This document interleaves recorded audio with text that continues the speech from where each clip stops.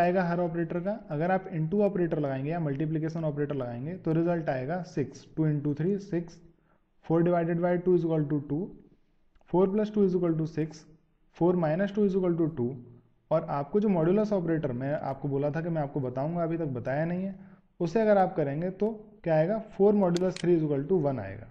ये किस तरह से आएगा वो मैं आपको बताता हूँ। मॉड्यूलस ऑपरेटर क्या करता है, ये रिमाइंडर कैलकुलेट करता है। रिमाइंडर किस तरह से निकाला जाता है वो मैं आपको बताता हूँ। ये तो आपको पता है कि 2 इंटू 3 इज इक्वल टू 6 होगा, ये तो नॉर्मल जैसे हम मैथमेटिक्स में करते हैं वैसे ही है। लेकिन मॉड्यूलस ऑपरेटर किस तरह से काम करता है, मान लीजिए आप 4 को डिवाइड करते हैं 3 से, तो जब आप इसको डिवाइड करते हैं तो 3 कितने टाइम्स डिवाइड होता है, 1 टाइम डिवाइड होता है, और रिमाइंडर कितना बचता है 1। तो अगर हम इसको इस तरह से लिख के देखें तो हमारे लिए ज़्यादा समझने में आसानी होगी। 3 1 जा 3, कितना रिमाइंडर बचा 1। तो ये जो 1 है ये क्या है, शेषफल है या रिमाइंडर है। तो इस शेषफल को आप यहाँ लिखेंगे।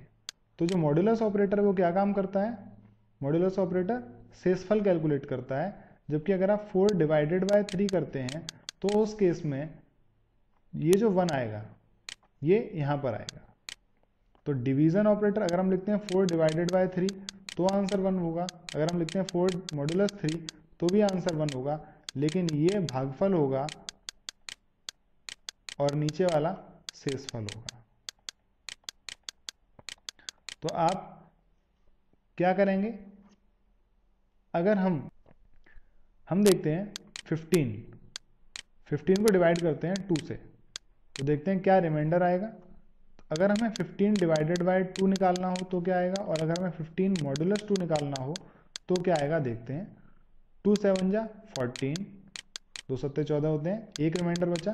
तो 15 बाई 2 में क्या आएगा 7, और 15 मॉड्यूलस 2 में क्या आएगा 1। तो आप समझ गए होंगे कि यहाँ पर हम क्या निकालते हैं, भागफल, जबकि यहाँ पर क्या निकालते हैं, शेषफल। याद रखिएगा इस कंसेप्ट को। तो 4 मॉड्यूलस 2 क्या होगा 0, क्योंकि 2 से 4 पूरी तरह से डिवाइड हो जाता है। तो आप हर ऑपरेटर के बारे में जान चुके हैं। तो आप किसी भी ऑपरेटर का इस्तेमाल करते हुए प्रोग्राम बना सकते हैं। मैं आपको कुछ कंस्ट्रेंट बताता हूँ, कुछ लिमिट बताता हूँ जो आपको याद रखनी है। Arithmetic operators act on numeric values. जो अर्थमेटिक ऑपरेटर होते हैं वो सिर्फ न्यूमेरिक वैल्यू पर ही काम करते हैं। न्यूमेरिक वैल्यू यानी कि 0 1 2 3 4 ये न्यूमेरिक वैल्यूज होती हैं। अगर आप किसी कैरेक्टर पर